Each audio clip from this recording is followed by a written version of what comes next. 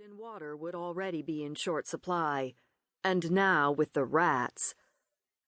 He wiped salt spray from his face and uttered a curse. Unless something changed drastically, they would never reach their destination. He wondered if the other ships had fared better than themselves, perhaps were already in Acapulco. Acapulco, such a place. Camacho visualized their arrival, when small boats would rush to meet them, bringing all manner of exotic fruits and sweet, fresh water. He ran his tongue around his parched mouth and wiggled a loose tooth. His first, but with certainty not his last. He was fortunate, for so many had already lost not only teeth but limbs as well. He sighed and went to check on his family. Isabel, his wife, lay vacant-eyed and listless in her woven hemp hammock. Frightful bruises covered her paralyzed arms and legs.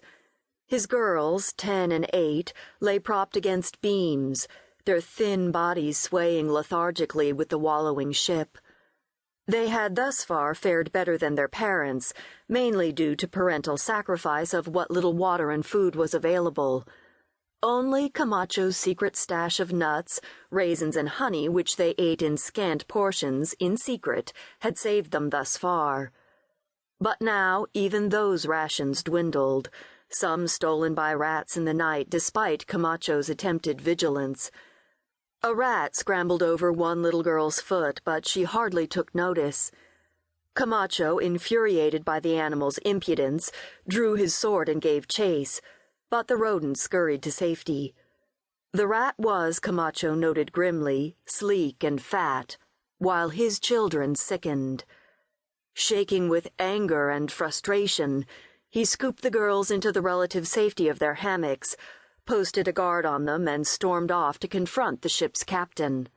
Capitan de Vivero, a Spaniard given the ship's command because of his aristocratic roots rather than his sea experience, had not been on deck in weeks. Rumor had it Vivero was ill, but Camacho was not prepared for how ill. After storming into the captain's quarters intent on a showdown, Camacho lost his anger when confronted with what was undoubtedly the face of death itself. "Ah, Camacho," the young aristocrat, who looked to be ancient, managed to croak. His toothless gums bled and his hair had fallen out in uneven clumps. Not 1 ounce of extra flesh remained on his once handsome face, a face covered in horrible sores. "Yes, it is I, Capitan. I am reluctant to disturb you, but what I have to say is important."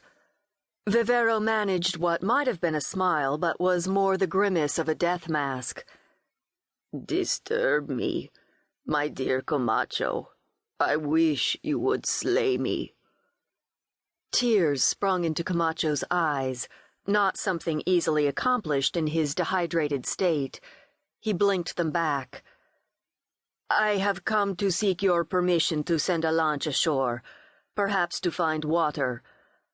I have discussed this with the ship's maestre, but he is reluctant to do so without your approval. He is also unwell." "What says the pilot?" "I have not as yet spoken with him on the matter. He is weak, but alive. I thought to first consult with you." "Senor Camacho, it seems as though you should take charge of the ship, as her crew has failed you. Do what you will. I, for one, would just as soon ground her, take our chances on land. Send in the pilot and I will tell him you are in authority now. Maybe you can save yourself, at least." "Thank you, sir. Is there anything I can do for you?" "Pray for my soul.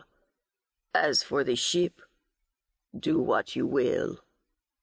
The Spaniard repeated, then sank into unconsciousness. Camacho returned to the main deck, shaking his head at the irony. He, the grandson of a Cagayan, a shipbuilding slave, had just been handed the responsibility of commanding one of Spain's most valuable cargo vessels. If he could,